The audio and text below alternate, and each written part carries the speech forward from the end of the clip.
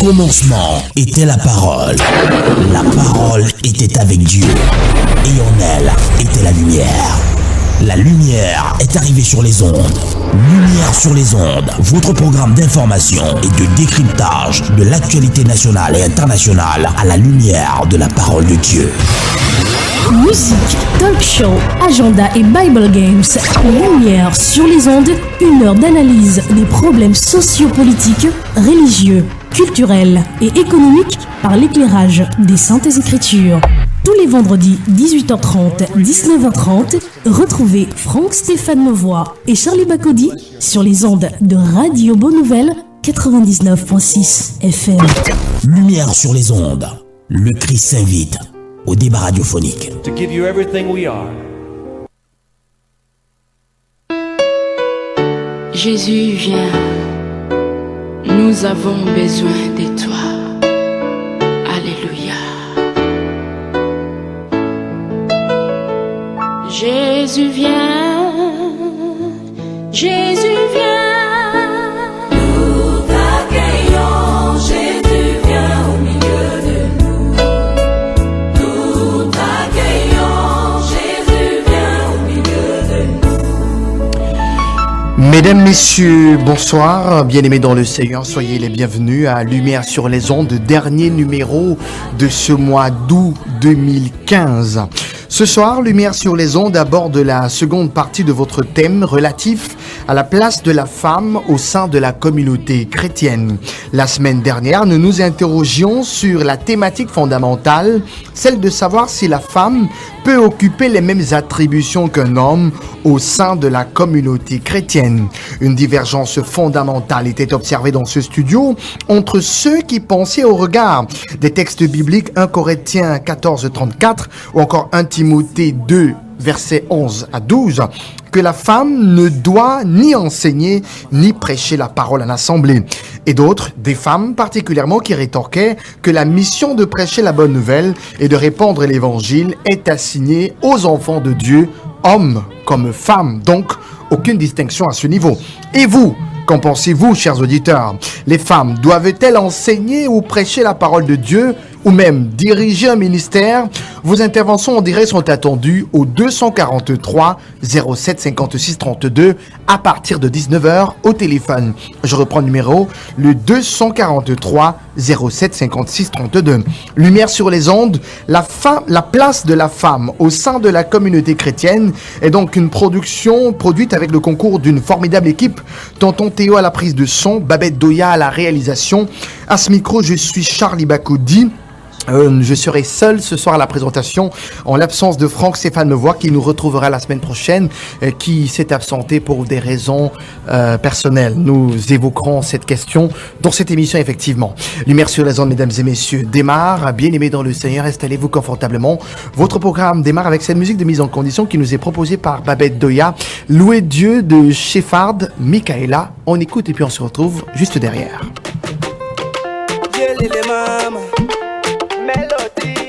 C'est le moment de louer Dieu. On dit pito, c'est le moment de louer. Richman, Peking. Dieu a fait de moi ce qu'on n'a jamais vu. Jamais vu. Il a fait pour moi ce qu'on n'a jamais vu. C'est pourquoi je viens pour louer, louer, louer. Ah mon Dieu, je vais chanter, chanter, chanter, chanter. Aujourd'hui on va louer Yahweh. Ah oui, on va danser, danser, danser. God bless me, I say we no day for count time. His grace and mercy on me, I say we no day for shout time. Il m'a donné la force, yo. La vie éternelle. Il m'a donné la joie, oh. Sur la croix de Golgotha. Il m'a donné la force, yo. La vie éternelle. Il m'a donné la joie, oh. Sur la croix de Golgotha. C'est pourquoi je viens pour louer, louer. Ah mon Dieu, je vais chanter, chanter, chanter, chanter. Aujourd'hui on va louer Yahweh. Ah oui, on va danser, danser, danser. Je veux crier pour tout ce que tu as fait dans ma vie.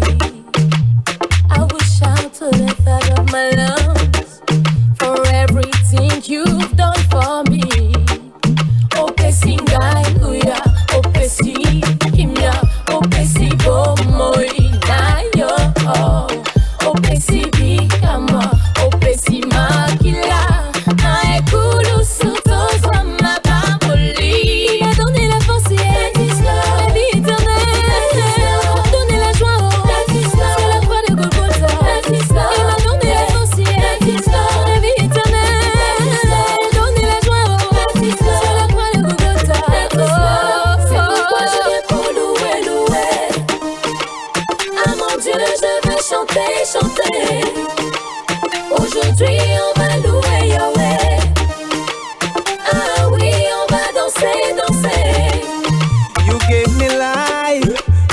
show me love.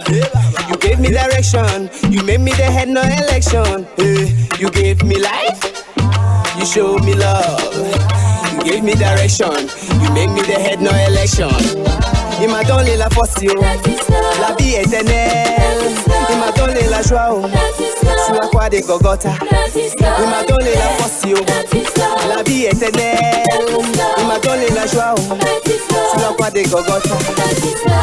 C'est pourquoi je viens pour louer, louer.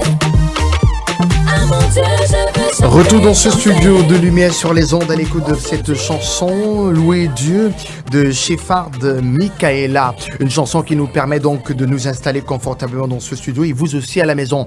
Je reprends les codes d'accès pour nous joindre en direct 243 07 56 32 243 07 56 32 et les SMS au 697 26 71 00. Je reprends le numéro SMS 697 26 71 00. Nos invités sont déjà là, ils sont déjà installés, prêts à nous accompagner dans ce débat et à éclairer nos lanternes à la lumière de la parole de Dieu. Honneur aux dames, ils sont deux pour l'instant en attendant le pasteur qui, nous le souhaitons, pourra nous rejoindre d'un moment à l'autre.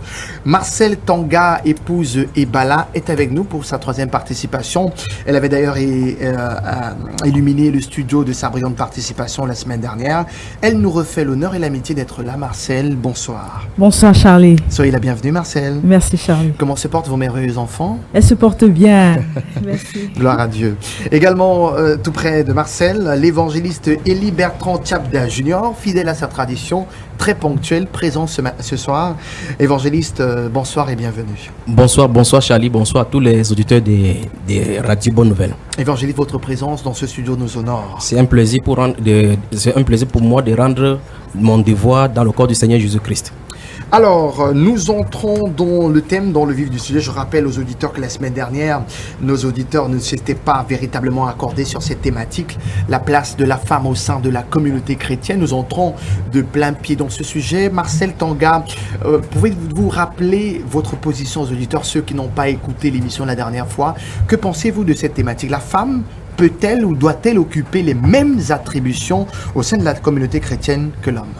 Je n'utiliserai pas la même formulation parlant des attributions. Je dirais que la femme est disciple du Seigneur à l'Église et que la femme a reçu le Saint-Esprit. Elle est disciple, elle a reçu du Saint-Esprit et elle a reçu la commission, l'appel à rendre service dans la maison de Dieu.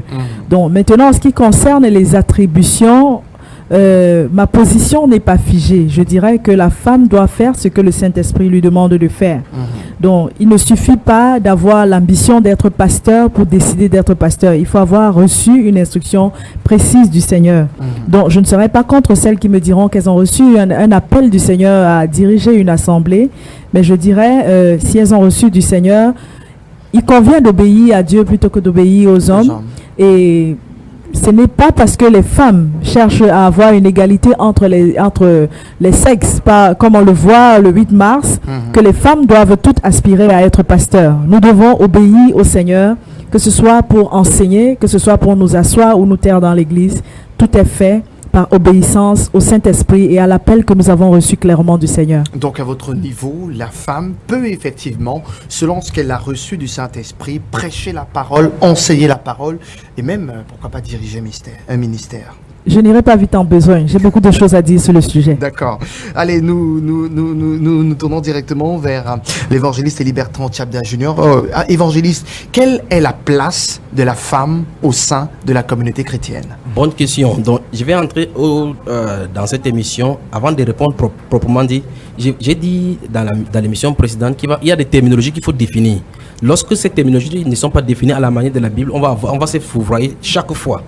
Lorsque vous utilisez par exemple le questionnement, est-ce que la femme peut diriger un ministère? En fait, ça montre effectivement dans cette questionnement, et ce n'est pas une question, ce n'est pas notre propre ici, c'est quelque chose qui est généralisé dans le corps du Christ. Parce qu'on a confondu le mot ministère à une institution. Lorsqu'on a confondu ces deux choses-là, alors tout va aller de mal en pire. Le mot ministère en grec vient du mot grec diakonos qui veut dire service. Donc en réalité, je parle de cette définition parce que c'est très important, parce que dans la suite de l'émission, nous allons voir effectivement le pourquoi. Le mot ministère ne se réfère nullement dans la Bible à une institution. Aujourd'hui, lorsque nous parlons de ministère, nous comprenons effectivement une institution au sein duquel quelqu'un est censé rendre un ordre ou bien un travail. Or, c'est plutôt le contraire que la Bible enseigne. La Bible enseigne ministère comme un appel, un service, que une mission que quelqu'un doit rendre. Par exemple, la Bible déclare, par exemple, l'apôtre dira que j'ai reçu du Seigneur ce ministère, le ministère de l'apostolat. La Bible déclare que celui qui est appelé au ministère s'attache à son ministère. Celui qui est appelé à l'enseignement s'attache à son enseignement. Voilà pourquoi on dit d'ailleurs, je devais rendre ministère. Rendre ministère. Vous voyez effectivement que le ministère, donc, dans cette définition, n'est pas un lieu. Le ministère, c'est le service qu'un être rend en un endroit précis. Par exemple, si je suis évangéliste, je suis en train d'évangéliser, je suis en train de rendre ministère là où je me trouve maintenant. Donc, ce n'est pas en un lieu. Cela étant défini ainsi, alors la place donc de la femme au sein de l'Église, qu'est-ce que la Bible en dit?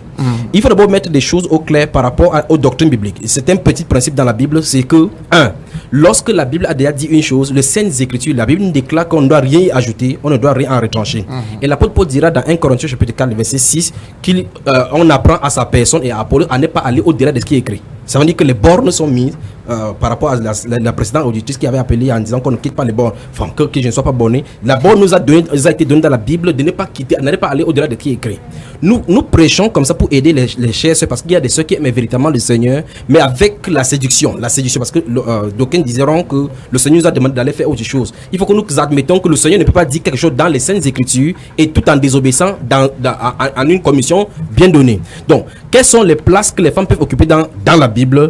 Nous vous permettons donc, je vous ouvre la Bible et puis on va en lire. Dans le livre de 1 Corinthiens chapitre 4, le verset 17, l'apôtre Paul va dire que je vous ai envoyé Timothée pour vous enseigner ce que j'enseigne dans toutes les églises. L'apôtre Paul dit, et dans 2 Timothée chapitre 2, verset 11 à 17, il va dire la même chose que ce que tu as reçu de moi, transmets-le à des hommes qui sont capables d'enseigner. Ça suppose que c'est le même enseignement qu'il va enseigner dans toutes les églises où il passait. À l'église de Galatie, à Macédoine, il va dire la même chose. Pour ce qui est de la collecte en faveur des saints, agissez-vous aussi comme je l'ai ordonné à l'église de la Galatie. Donc c'est les mêmes enseignements qu'il dispensait partout.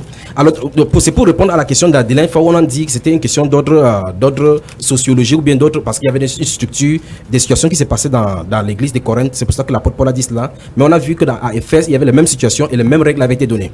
Donc, par rapport au ministère de la femme, on peut toucher plusieurs cas dans la Bible, dans le Nouveau Testament cette fois-ci, pour voir ce que Dieu demande aux femmes. D'accord, si je résume votre position, elle peut tout faire sauf enseigner, prêcher la parole. Absolument. En fait, je ne voudrais pas dire ma position. Je vais dire, la femme doit faire ce que l'Écriture lui a demandé de faire. Elle doit se taire lorsque l'Écriture lui demande de se taire. Mais je reste avec vous, Évangile. La mission, il y a quand même une mission assignée aux enfants de Dieu, celle de prêcher la bonne nouvelle, de proclamer l'Évangile jusqu'au bout de la terre. Cette mission est-elle assignée aux enfants de Dieu ou aux hommes seulement? Permettez-moi donc de lire, effectivement. Je vais citer exactement ce qui est écrit. La Bible déclare, là où vous nous amenez là dans Matthieu chapitre 28. Ça commence depuis le verset 16 jusqu'au verset 20. La Bible déclare que les 11 disciples arrivaient au lieu où le Seigneur, après sa résurrection, il leur a donné rendez-vous à un lieu bien déterminé. La Bible déclare au verset 16, on peut vérifier cela, qu'ils étaient 11 disciples. Il n'y avait pas de femmes parmi. Ça, c'est un. Au verset 18, il va dire, dans le verset 18 de ce Matthieu chapitre 28, il va dire, tout pouvoir m'a été donné dans le ciel et sur la terre. Donc, Jésus-Christ montre effectivement qu'il a été investi de toute autorité pour pouvoir envoyer les disciples. Puis il va leur dire maintenant, allez par tout le monde et faites de toutes les nations des disciples. Le mot grec qui est là-bas, ethnos, il veut dire par exemple, allez prendre des disciples dans le monde. Il dit, je suis avec vous tous les jours jusqu'à la fin du monde. Le contexte donc, et c'est ça, les simples études bibliques veulent qu'on comprenne que le contexte dit clairement qu'il n'y a pas de femmes là-bas. Donc, c'est malencontreusement, nous voulons faire du travail pour Dieu aujourd'hui en interprétant les paroles du Seigneur Jésus-Christ et en donnant notre propre interprétation là-dedans. Jésus-Christ, si on veut rester strictement dans le cadre de ces versets, il a donné strictement cela aux hommes qui étaient au devant de lui. Maintenant, que veut dire prêcher la bonne nouvelle à toute la création, à faire des disciples à toute la création? C'est là où je disais la dernière fois en répondant à l'auditeur qui avait appelé qu'on ne devient pas servant du Seigneur. Tous les enfants du Seigneur sont servants du Seigneur et serviteurs du Seigneur. Donc chacun, prêcher la bonne nouvelle ou bien faire des nations des disciples, ce n'est pas seulement porter la Bible, aller prêcher aux gens pour leur dire de se repentir. Non. Nos propres vies, la Bible déclare que nos vies doivent être des témoignages. Donc pour répondre en clair à votre question, Matthieu chapitre 28 parle aux hommes directement. D'accord. Marcel Tanga, réaction à la position de l'évangéliste Libertran Tiabda, une femme, et il explique au regard de Matthieu 28 que la mission de répandre l'évangile était uniquement destinée aux 11. Vous partagez cet avis? Je ne partage pas cet avis parce que la suite de Matthieu 28, c'est Actes. D'accord. Donc dans le livre des Actes, nous voyons le Saint-Esprit qui descend sur les disciples qui sont réunis avec des femmes. Donc ces femmes qui avaient reçu le Saint-Esprit, c'était pourquoi? Est-ce que c'était pour juste alimenter le réseau des disciples? Ce serait trop facile de dire que la grande commission est adressée aux hommes. Je crois que le Seigneur s'adressait aux disciples. Et lorsqu'on regarde quand le Seigneur marchait dans les Écritures, il y avait toujours des femmes à côté. Absolument. Il y avait toujours des femmes à côté. Qui recevaient le message. Et qui recevaient, parce qu'au tombeau, les femmes, il y a un passage à la résurrection du Seigneur, la Bible dit que les femmes se sont souvenues de ce que Jésus avait dit. Ça veut dire qu'elles étaient présentes pendant les enseignements du Seigneur.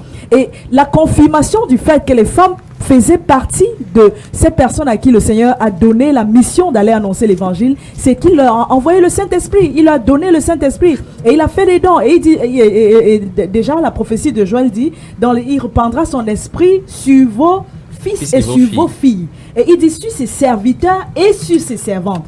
Alors le Saint-Esprit, sinon, est-ce que vous voulez nous dire que le Seigneur a gaspillé les dons? Mais je vais revenir sur quelque chose. Le propos de l'évangéliste peut prêter à équivoque et peut entraîner les femmes dans des positions qui n'édifieront pas le corps de Christ. Parce que si je suis une femme, j'écoute ce que l'évangéliste dit et j'y prête foi, ça veut dire que je n'ai rien à faire dans la maison de Dieu.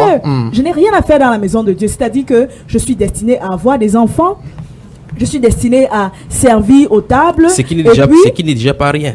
Ce n'est pas rien, c'est un rôle social, mais ce n'est pas tout. Ce n'est pas tout. Donc, ça veut dire que vous allez cantonner les femmes dans l'église, au service, elles recevront des dons, elles recevront des talents du Seigneur, mais elles devront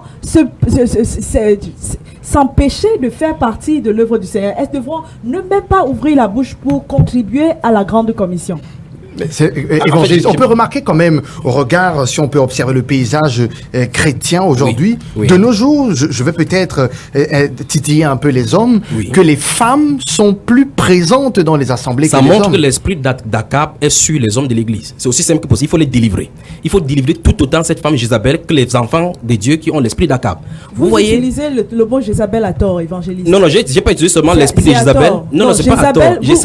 Vous traitez, c'est presque injurieux pour des femmes qui servent le Seigneur. Parce que la Bible dit que Jézabel, c'était une femme qui enseignait aux hommes à commettre l'immoralité. Qui donnait un enseignement. Donc, des femmes pieuses, des femmes chrétiennes qui veulent encourager les gens à venir à Jésus-Christ, à marcher dans la sainteté, que ce sont des Jézabel, je trouve que c'est injurieux. Je vais encore reprendre mes propos. L'évangile, c'est un peu dur. Je demandais, est-ce que vous partagez mon observation selon laquelle les femmes sont un peu plus présentes dans les assemblées que les hommes? Je suis d'accord. C'est pour ça que je dit il faut effectivement relever. Parce que la dernière fois, vous avez posé ces mêmes problème que en fait ce ne serait-il pas du fait que les hommes ont baissé la main.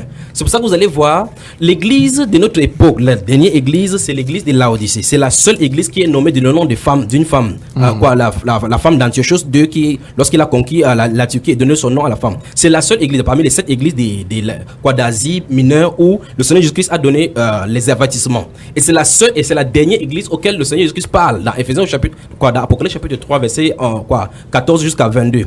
Donc nous remarquons effectivement que dans le Saint-Esprit prophétise là que l'esprit de la dernière église sera caractérisé par l'esprit féminin.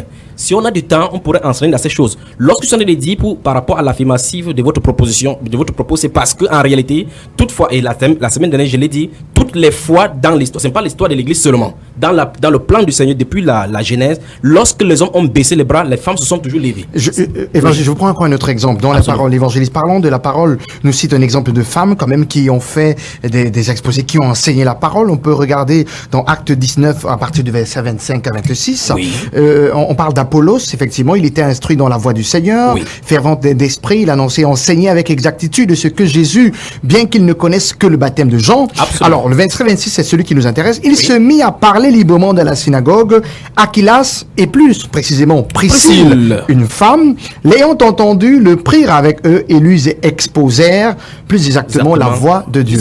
Priscille a exposé à Apollos. C'est vous qui venez de donner l'interprétation. Vous voyez, c'est exactement le vrai problème. Vous venez de lire un verset et vous avez donné une interprétation. Bon, nous y voilà. Aquilas et Priscille ont exposé à Apollos la voie du Seigneur. Vous voyez, cette parole-ci, la Bible déclare qu'on ne doit pas aller au-delà. Je recommence encore. Et la Bible déclare qu'aucune écriture Écritures ne peut être l'objet d'une interprétation particulière. Et la règle pour ceux qui apprennent l'école biblique, je n'ai jamais été dans une école biblique, dans un institut théologique. La règle qu'on les apprend là-bas, c'est que les passages clairs doivent être utilisés pour illuminer celles qui sont cachées. Dans ces passages, vous ne pouvez pas dire que Priscille en a parlé. Vous ne pouvez pas dire. On a dit les deux. Et la règle française, dit, elle pouvait s'asseoir et ils sont deux dans la maison. Non. Et on n'a non plus dit. Non, J'ai dit ceci. pas forcément aussi. Non, mais de toute façon, n'est-ce pas? Aquilas aurait pu aussi s'asseoir et Priscille enseigne. Non, mais en fait, ce n'est pas possible parce qu'en réalité, la dernière fois, elle a cité cela. L'apôtre Paul a dit, et à plusieurs endroits dans Colossiens chapitre 4, verset 15, il va dire salut Aquilas et Priscille et l'église qui est dans leur maison. L'apôtre Paul va dire, il va même parler en les saluant dans Romains chapitre 16, il va saluer Phoebe, saluer Trophime, saluer également Priscille qui est compagnon d'œuvre avec eux. Et le terme compagnon va amener les gens encore une fois de plus à dire que compagnon, qu'est-ce qu'il faisait? Donc, vous voyez effectivement que chaque fois qu'on va utiliser une terminologie, quand ce n'est pas clair, les gens vont y entrer pour interpréter. Ici, la Bible ne dit pas que Aquila et Priscille ont enseigné. On l'a dit, il exposait la voix de Jésus avec exactitude, bien qu'ils ne connaissent que le baptême des gens. Donc, ça veut dire qu'il lui manquait seulement le baptême. C'est selon votre version évangéliste. Il y a plusieurs versions de la Bible. Et votre version dit quoi qu'il avait enseigné? Bon, je voulais dire de toute façon, je voulais dire ceci. C'est qu'il est clair, c'est ceci. La personne de l'apôtre Paul dit que dans Galates chapitre 1, que l'évangile que vous avez enseigné n'est pas d'un homme. Je n'ai ni reçu d'un homme, ni reçu de quelqu'un d'une école de théologie. Il dit c'est par la révélation du Seigneur Jésus-Christ qu'il a enseigné cela. L'apôtre Paul qui enseigne dans toutes les églises que je ne permets pas à la femme d'enseigner ne pouvait pas marcher avec quelqu'un et une femme qui désobéit à ces commandements-là. C'est pas possible. Et la Bible déclare clairement ici, ce n'est pas le premier cas. L'église, il y avait une église qui se réunissait chez Aquila et Priscille, à Colosse, et l'autre aussi à Laodicée. Lorsqu'ils sont rentrés de Rome, lorsque Claude avait demandé aux Juifs de sortir de Rome, ils sont rencontrés au chapitre 18. Donc la Bible nous déclare effectivement que Apollos était versé dans les Écritures. Quand la Bible nous dit qu'il avait connu seulement le baptême des gens, ça suppose qu'il n'avait pas compris le baptême comme l'apôtre Paul va dire au verset 5 de ce même acte des apôtres chapitre 19.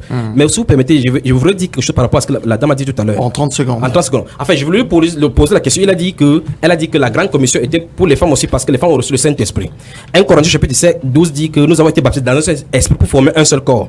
L'acte des apôtres nous montre jusqu'à ce que les évangiles soient écrits, jusqu'à ce que les épîtres soient écrits, nous montre clairement le fonctionnement de l'église. Pourquoi aucune femme n'est montée là-bas comme dirigeant ou bien comme leader dans une assemblée? Marcel Tanga, je rebondis vers vous. Les femmes, est-ce qu'on peut s'accorder sur au moins le fait que les femmes peuvent recevoir les mêmes dons spirituels que les hommes? Et là, sans aucune différence. Tout à fait, je suis d'accord parce que la Bible ne fait pas de distinction lorsque l'apôtre Paul présente les dons et les ministères. Il n'y a pas de distinction. Donc une femme peut recevoir... Non, les dons, mais les ministères...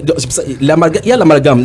Lorsque l'apôtre Paul présente les dons... Excusez-moi, laissez-moi parler, évangéliste. Oui, terminez. Vous faites beaucoup de terminologie. Vous parlez beaucoup de termes. Et lorsqu'il faut juste essayer d'expliquer les choses, c'est votre opinion que vous donnez. Non, c'est pas mon opinion. C'est votre opinion. Vous parlez d'interpréter. Lorsqu'il cite un verset, vous dites qu'il ne faut pas interpréter les Écritures. Oui. Mais lorsque vous interprétez les Écritures, c'est pas votre opinion. Non, c'est dommage. Non, c'est dommage. Regardez, n'est-ce pas ma soeur? Donc quand je parle, ne me dites pas que ce que je dis n'est pas correct. Oui. Parce que tout comme vous avez donné votre opinion, je donne la mienne. Okay. Et c'est votre droit, voilà. Marcel. Donc nous sommes là pour parler de nos opinions parce que la Bible nous dit que nous connaissons tous en partie et chacun de nous a une perception de la vérité.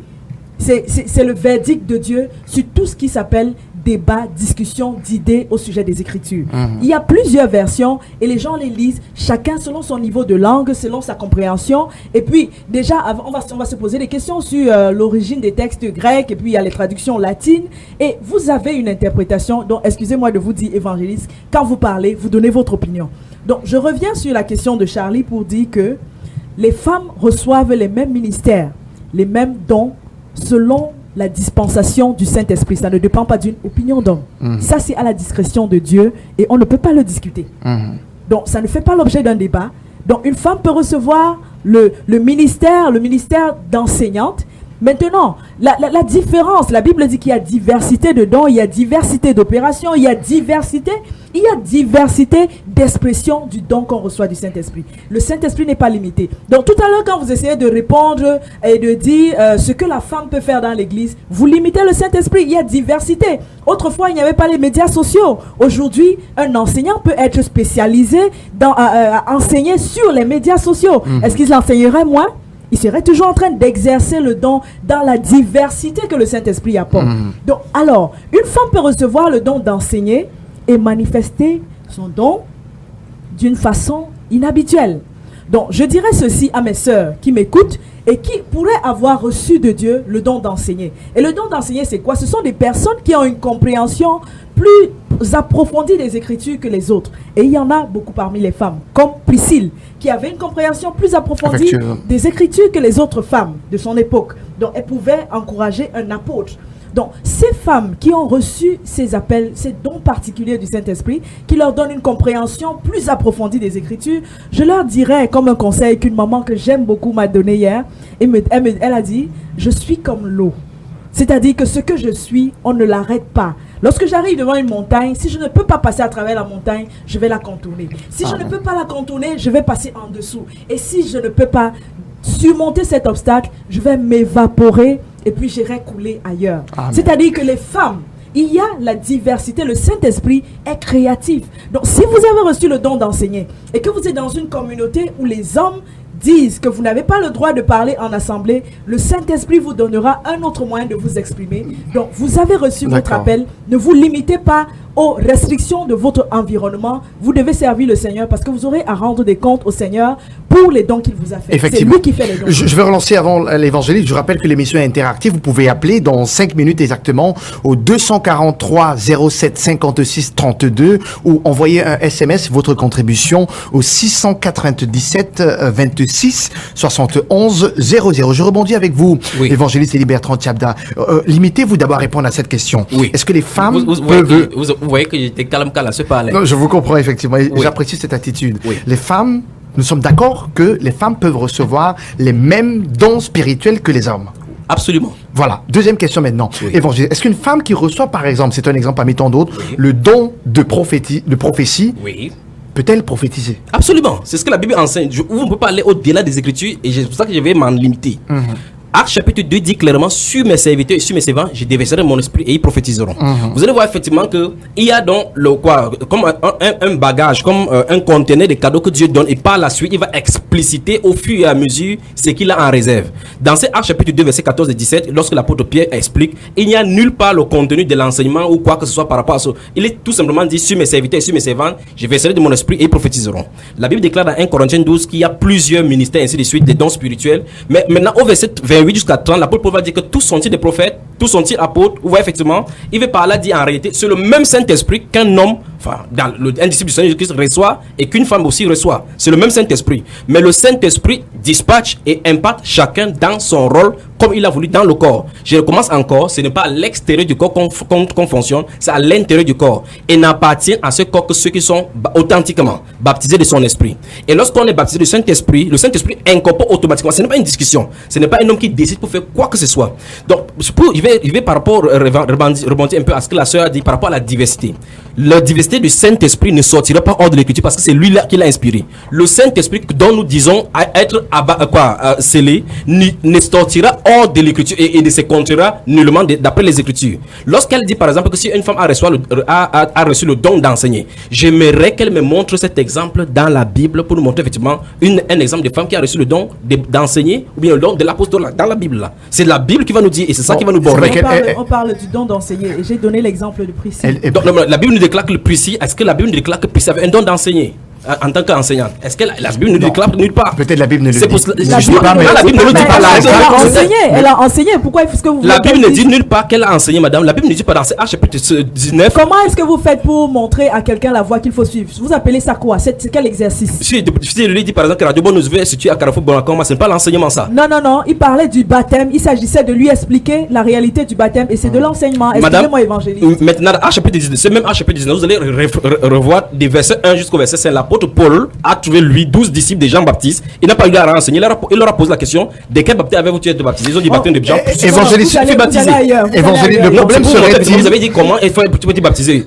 On n'enseigne pas quelqu'un pour le baptiser. Le problème serait-il de prêcher en assemblée ou de prêcher tout court? Parce que sinon, qu'en est-il de la mère et de la grand-mère de Timothée qui ont quand même enseigné Timothée? Alors maintenant, vous remarquez très bien que vous petit à petit, vous vous retrouvez dans le ministère de la femme. Lorsqu'il parlait d'Énice et de Loïs, ses aïeux qui connaissaient les Saintes Écritures, nous ne parlons pas ici parce que l'apôtre Paul écrit, c'est dans leur vie que nous avons le Nouveau Testament maintenant. Ils ont les saintes lettres qui est les canons qu'on a donné sur la Torah, Moïse et puis les psaumes et autres. Maintenant, ce sont des juifs qui craignent Dieu parce que souvenez-vous que l'apôtre Timothée, l'évangéliste Timothée a un père grec et une mère juive. Donc sa mère connaît les saintes lettres, donc étant été imprégnée de l'enseignement juif. Il ne s'agit pas ici du fait que sa maman était dans un ministère quelconque dans l'église pour enseigner Timothée. C'est pas de ça dont il est question. Parce que Timothée va croire lorsque l'apôtre Paul va aller en Asie pour pouvoir prêcher. Excusez-moi, oui, je voudrais revenir sur ce que l'évangéliste dit. Lorsque, je crois qu'il y a une clarification que nous devons faire. Lorsqu'on parle de l'église, enseigner dans l'église, je crois que ce qui choque aujourd'hui certains hommes, c'est l'église, les 4 murs, le pupitre, je vais dire, comment je vais appeler ça, les lumières, l'auditoire, l'admiration, je sais pas, la rhétorique, c'est ça. Je crois que c'est ce plaisir-là d'avoir tout ça qu'on refuse aux femmes.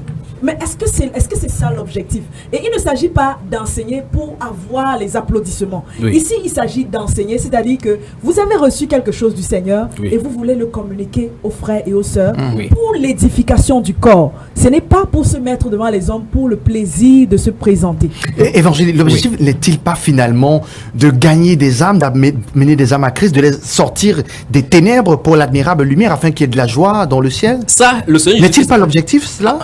En fait, sur le plan humain, on peut croire que cela est intéressant ainsi. Mais si je vous ai dit la façon de Dieu de fonctionner avec la Bible. Il faut qu'on fasse attention.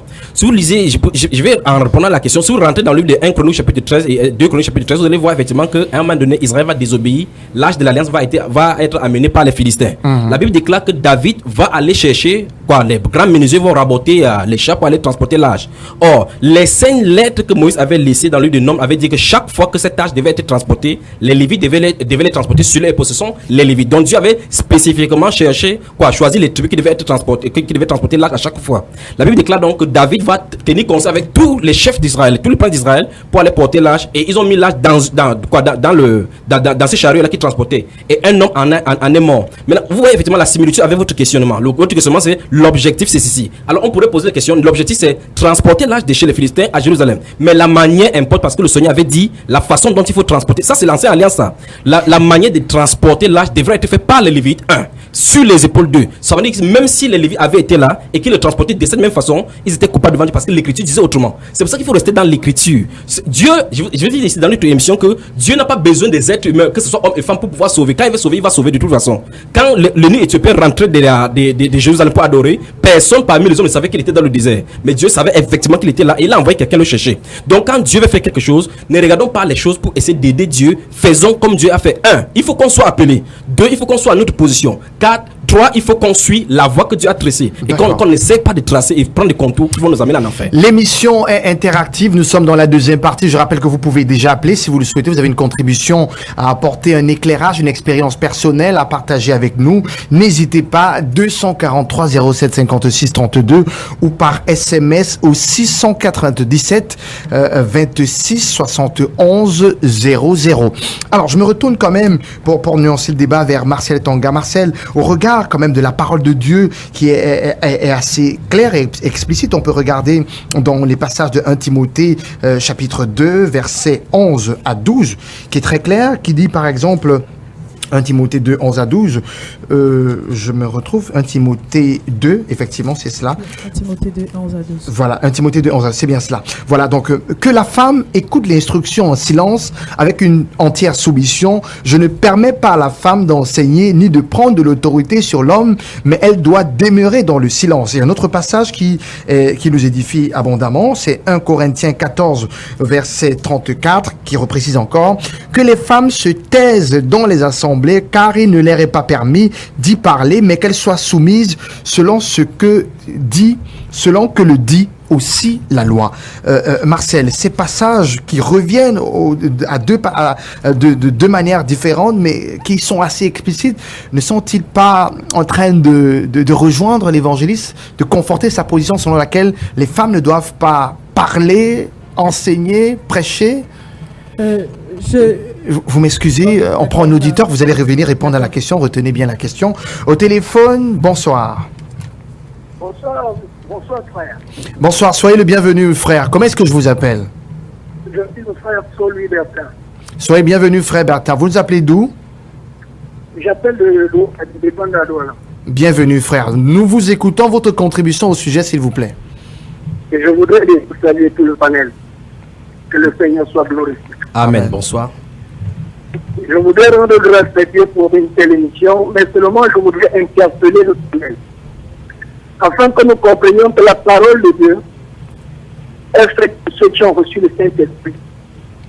Et lorsque nous nous réunissons, si nous n'avons pas reçu le Saint-Esprit, il vaut mieux qu'on se taise.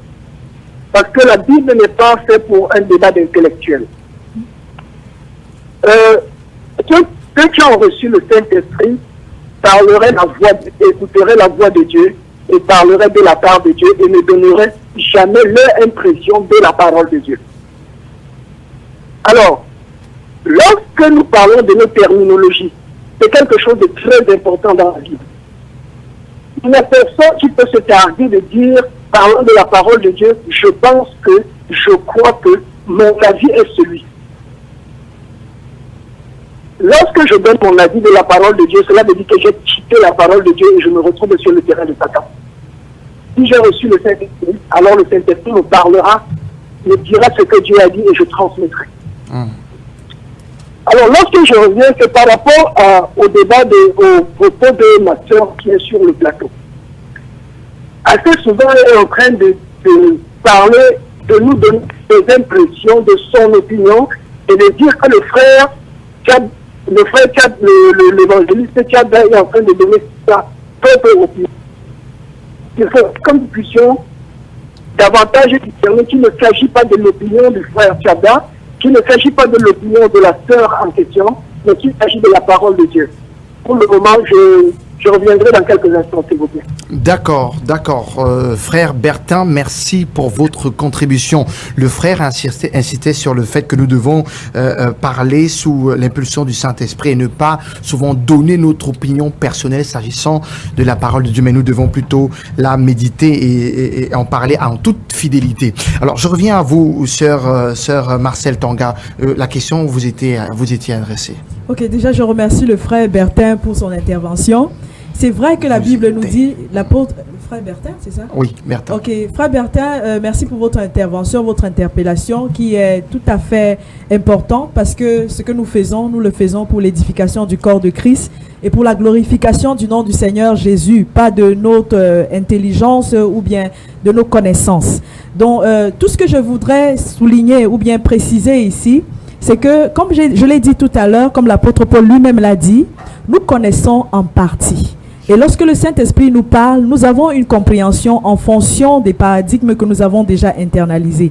Il nous parle dans une langue, dans une culture, et donc ça tient compte de notre environnement. Donc lorsque je parle de nos opinions, c'est-à-dire c'est ma compréhension des Écritures. Ça ne veut pas dire que c'est ce que les Écritures, c'est ce que je veux dire de ce que les Écritures disent.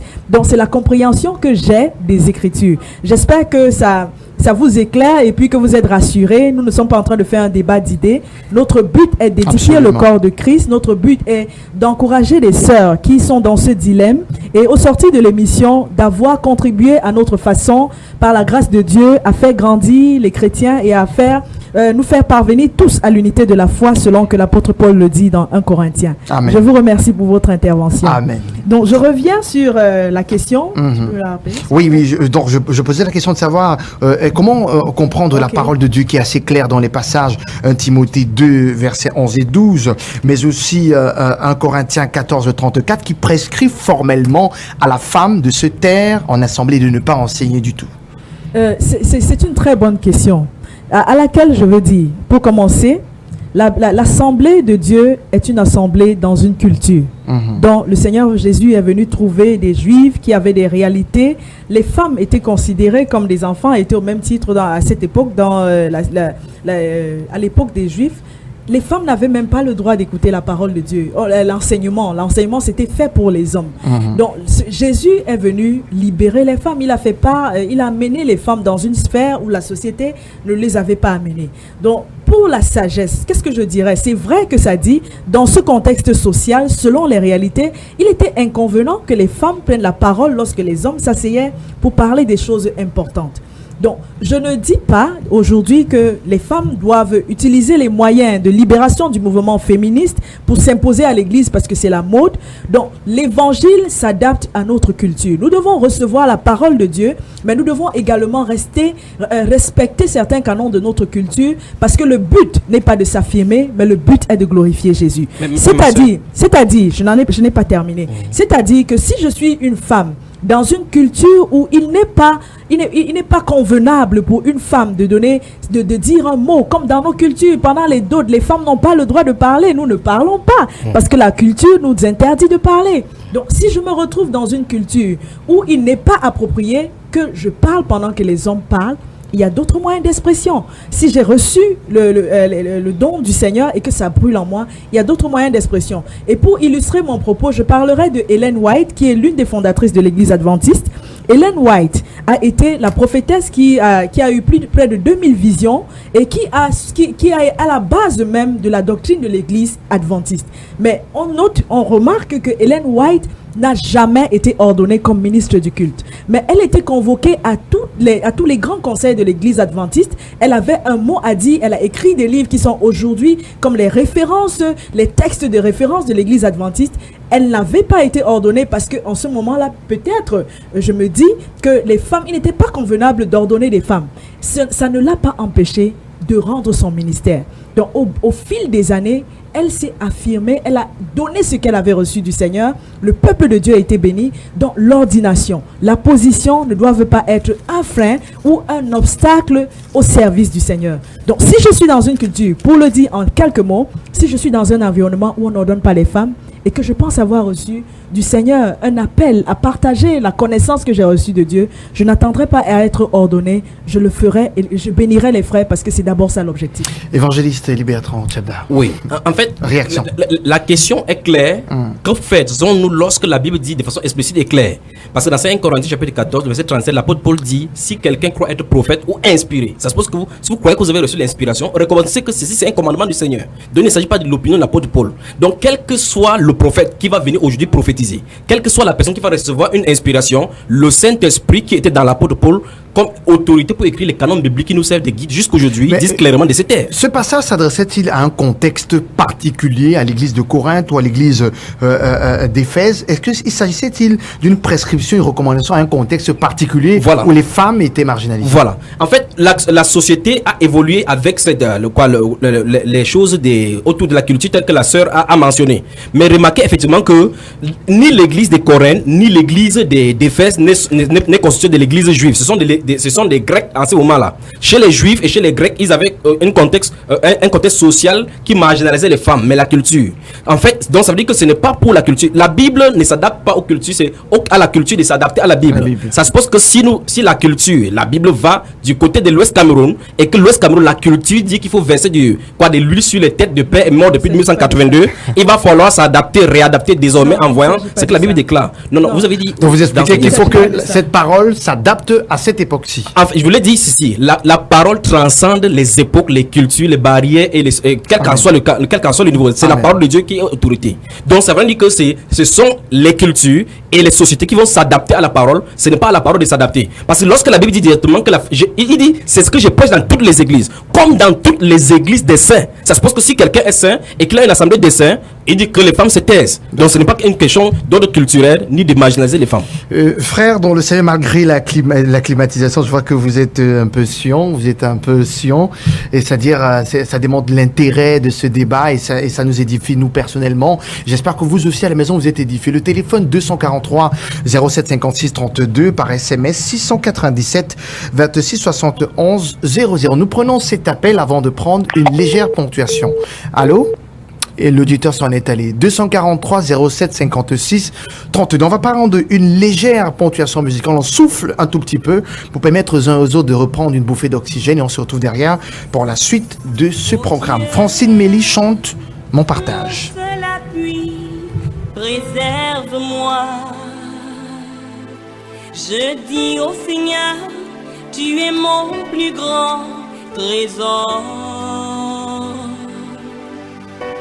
Dans la nuit, sans cesse je me souviens de toi, Seigneur. puisqu'auprès de toi, je ne chancellerai pas. Alors mon cœur se réjouit, je peux rire, chanter de joie. Seigneur, c'est toi que je reçois en partage. Tu es la part qui me revient, ma vie est dans tes mains. La part que tu me donnes, je l'apprécie.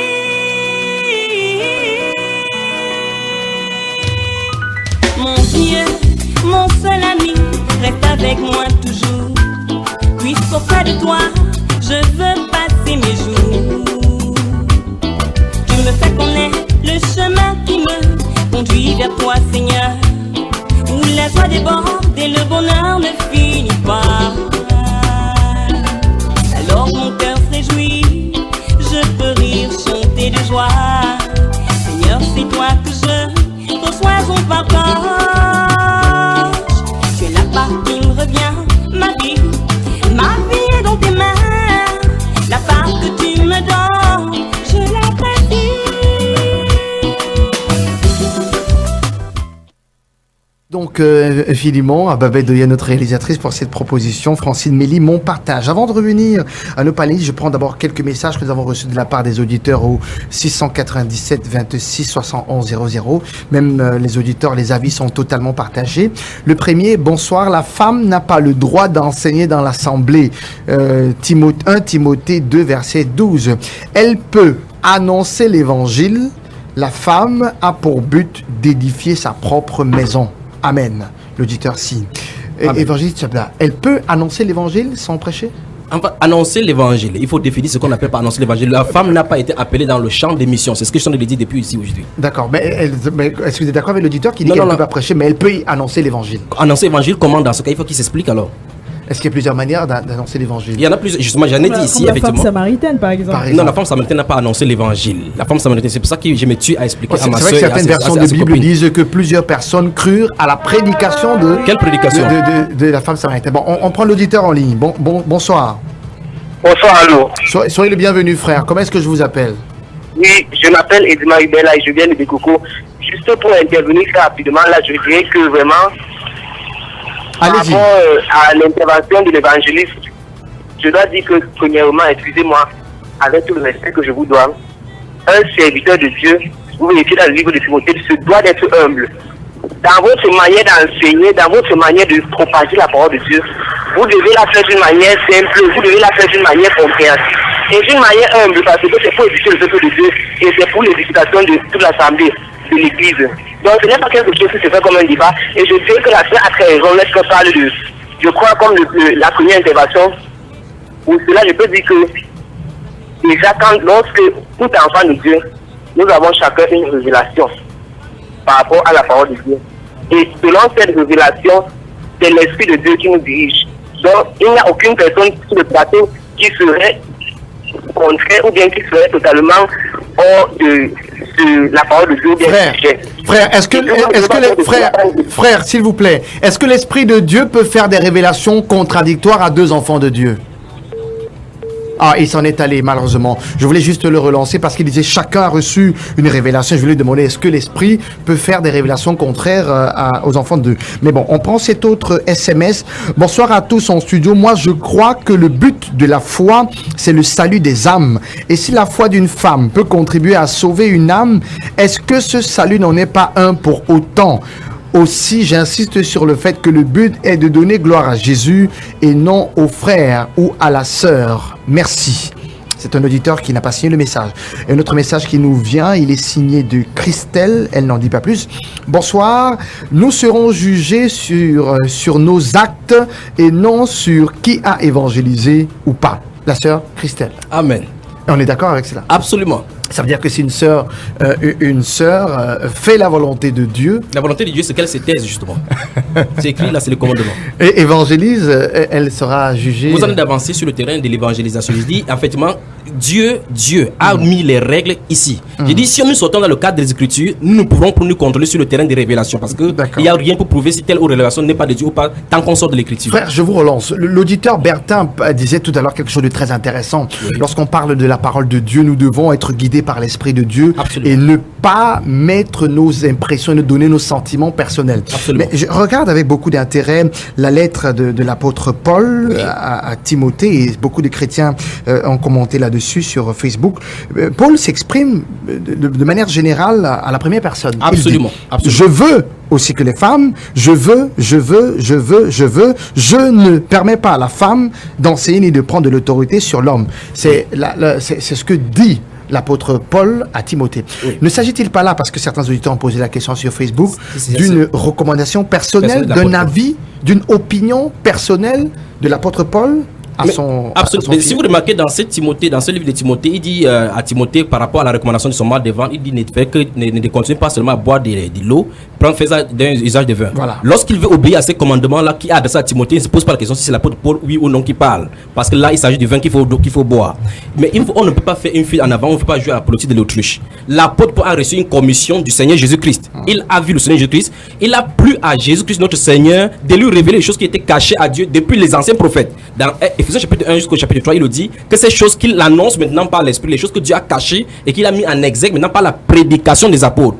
Lorsqu'il parle par rapport même au mariage dans 1 Corinthiens chapitre 7, il va dire que lorsqu'il parle de son opinion, il va dire clairement que je donne un avis là-dessus, je n'en fais pas un ordre. Mais après, quand il va parler maintenant par rapport à la séparation, les frères et ceux qui sont liés, il dit que ceci, ce n'est pas moi, c'est le Seigneur. Donc il faut qu'on discerne dans les discours de l'apôtre Paul les commandements du Seigneur. Pour ce qui est de l'enseignement de la femme, après avoir écrit dans 1 Corinthiens 14, c'est aussi terrible. Il a dit que si quelqu'un croit être prophète ou inspiré, qu'il reconnaisse que ce que je viens d'écrire, puisque ça précède le verset où il a dit que les femmes se taisent dans les assemblées, il dit qu'ils reconnaissent que c'est un commandement du Seigneur. Et s'il l'ignore, c'est qu'il a été ignoré de Dieu. Donc pour ce qui est du commandement de Dieu, on ne peut pas faire une fuite en avant en disant que ici il s'agit de l'opinion de l'apôtre Paul. Parce qu'au verset 4 de ce 1 Timothée 2, les femmes qui partent enseigner disent que c'est la volonté de Dieu que tous les hommes soient sauvés. C'est l'apôtre Paul qui l'a aussi dit. Sœur Marcel Tanga. Je ne vais pas rentrer dans le débat d'idées et puis sur la lutte des mots et des interprétations de la parole de Dieu. Je m'en tiens à ce passage de 1 Corinthiens 13, verset 9 qui dit que notre connaissance est partielle. Évangéliste, avec tout le respect que je vous dois, oui, ma soeur, veuillez admettre que votre connaissance est partielle. Absolument. Donc, nous interprétons les Écritures selon notre connaissance, mais l'apôtre Paul a sanctionné ce débat d'idées. Si vous avez raison, si j'avais raison, ce n'est qu'une partie de la connaissance. La Bible nous dit dans Colossiens que la révélation, le mystère caché de tous les temps, c'est Christ, le mystère caché. Amen. Nous sommes disciples du Seigneur pour annoncer les vertus de Christ. Nous ne sommes pas disciples du Seigneur pour savoir qui doit parler ou qui ne doit pas parler. Ma soeur, admettons d'abord que quand quelque chose est clair, que ça soit clair. Il ne s'agit pas de quelque chose de caché, c'est écrit. Je ne rentrerai pas dans ce débat d'idées, parce que ce débat d'idées ne fait que nous donner la grosse tête, parce que nous pensons connaître les Écritures. Pourtant, la Bible déclare que notre connaissance est partielle. Aussi érudit que vous serez dans les Écritures. Il y a des docteurs qui ont écrit sur un sujet et sur le sujet Marcel, dans les deux sens. Une petite seconde, nous reviendrons tout à l'heure, le temps de prendre l'auditeur qui est en ligne. Allô, bonsoir. Bonsoir, bien-aimé. Frère, soyez le bienvenu. Vous présentez, s'il vous plaît. Je suis le frère Bertin Saucier. Ah d'accord, vous étiez là tout à l'heure. Frère, nous avons encore 5 minutes, nous vous en donnons gracieusement 2 minutes. Merci beaucoup. Je vais être très bref. Je voudrais dire là, je vais attirer l'attention de ma sœur. La partialité de notre connaissance ne signifie pas que nous allons avoir des avis contraires. Si nous connaissons peu, au moins le peu que nous connaissons devrait converger vers la même direction. C'est le premier avis que je donne. Le deuxième avis, c'est que Paul n'a pas écrit le Nouveau Testament. Allô? Oui, nous vous écoutons. Oui, le deuxième avis, c'est que Paul n'a pas écrit le Nouveau Testament. Si nous disons que Paul a écrit le Nouveau Testament, alors nous dirons que l'ensemble des apôtres, chacun pour sa part, l'a écrit. C'est le Saint-Esprit qui l'a inspiré et le Saint-Esprit a utilisé des hommes pour écrire. Alors Paul ne répond pas de la parole de Dieu. C'est le Saint-Esprit à travers lui qui a écrit. La troisième chose, c'est que on se serait attendu, parlant des ministères de la femme, on se serait attendu que Marie de Magdala, après avoir été envoyée annoncer la parole aux apôtres, se trouve comme la pionnière de la parole, de l'évangélisation. Mais on ne l'a pas nulle part. Mais Pierre a dit là dans cette parole, c'est lui qui est allé avec les autres apôtres, ils ont porté la parole tout au long des Écritures. Maintenant, je vais revenir sur la question, est-ce que c'était contextuellement? Je vais lire rapidement dans le livre de 1 Corinthiens, à partir du chapitre 1er jusqu'au chapitre 1er, du verset 1er jusqu'au verset 3, il est écrit. Vous avez 30 secondes, Bertin. Apôtre de Jésus-Christ par appel, par la volonté de Dieu et le frère Sostène. Il écrit à qui? Il écrit à l'église de Dieu qui est à Corinthe, à ceux qui ont été consacrés en Jésus-Christ et qui sont faits par appel, à tous ceux qui, en tout lieu, invoquent le nom du Seigneur Jésus-Christ. Est-ce que si vous êtes sur le plateau là et que vous invoquez le nom du Seigneur Jésus-Christ, alors cette parole qui a été écrite, l'ensemble de cette parole qui a été écrite, aux Corinthiens, vous êtes invités à vous. Merci Bertin pour votre contribution. Merci infiniment Bertin pour cette brillante contribution. Nous revenons dans ce studio. Évangéliste Élie Bertrand Tchabda, quand même, on peut remarquer dans le paysage chrétien quand même des femmes charismatiques qui continuent à marquer le milieu chrétien, qui prêchent la parole avec autorité, sous l'impulsion du Saint-Esprit. Non, c'est vous qui avez inspiré. Je veux parler du pasteur Joyce Meyer, par exemple. Oui, elle a cité Ellen G. White, effectivement, qui a parlé au courant des siècles par rapport à l'Église baptiste. On peut citer comme ça Edith Gate, qui enseigne des multitudes et qui édifie le peuple de Dieu. Vous dites édifier le peuple de Dieu. Il y a Catherine Kuhlman, on peut parler d'Elizabeth Schmidt, on peut parler de Catherine Booth avec son mari William Booth. Toutes ces choses-là, vous allez effectivement remarquer effectivement que toutes les hérésies ont commencé dans les années 1800. Vous allez prendre les sectes des témoins de Jéhovah et tous les autres courants là, ça a commencé autour de ces années-là. Effectivement, et c'est en ces années 1800 que Catherine Booth effectivement va écrire son document sur du ministère de la prédication de la femme. C'est ça qui a boosté dans ce mouvement au milieu de l'église comme ça. Puis Ellen G. White avec son mari Miller dans l'église des millénaristes vont sortir comme ça en sortant avec ces choses-là. Doit-on considérer que toutes ces femmes sont dans l'erreur? Posons-nous d'abord la question, pourquoi subitement les femmes sortent comme des champignons? Pourquoi pas avant? Peut-être le Seigneur les a suscités. Donc ça veut dire que Dieu a décidé à un moment donné qu'on doit mettre cette Bible, c'est qu'il a donné les recommandations, qu'il a donné de côté et prendre autre chose. Dans ce cas, je ne sais plus ce genre de Dieu. Si vous ne me louez pas, peut-être il suscitera des Il a parlé des louanges là. Les pieds effectivement louent. Lorsque les pieds dégringolent des montagnes, ça fait effectivement des bruits. Les crapauds également louent. Mais pour appuyer un peu l'évangéliste quand même, ma soeur Marcel Tanga, on peut remarquer quand même que certaines femmes pasteurs sont engagées dans le mouvement féministe qui prône l'égalité dans l'église des hommes et des femmes. Je suis d'accord avec ça. N'est-ce pas une dérive quand même? Oui, je suis d'accord qu'il y a des dérives parce que on a tendance à copier, à nous laisser conformer par le siècle présent. Donc, quelquefois, par désir d'épouser les méthodes du mouvement féministe, on se dit, j'ai quelque chose à dire, qu'on m'écoute ou non, je vais me lever et je vais dire ce que j'ai à dire. Vous êtes contre le féminisme à l'église? Je suis contre le féminisme parce que le féminisme, c'est un courant qui ne glorifie pas Dieu. Jésus est venu, la femme a été libérée en Jésus. Nous n'avons pas à nous battre. Le Saint-Esprit vient marquer la libération des femmes en nous donnant ce dont nous avons besoin pour glorifier le Seigneur. Je ne me sens pas muselée, je n'ai pas besoin de me battre dans un contexte quelconque pour m'affirmer, parce qu'en Jésus, je suis une femme libre. Et comme il dit dans Galates, il n'y a plus d'hommes, il n'y a plus de femmes, il n'y a plus de grecs, il n'y a plus de juifs, il n'y a plus d'esclaves. Vous avez une femme sur ce plateau. Jésus, je suis libre. Je n'ai pas besoin du féminisme pour me libérer. Merci Marcel Tanga pour cette brillante contribution à évangéliste Élie Bertrand Tchabda. Merci. Votre mot de fin?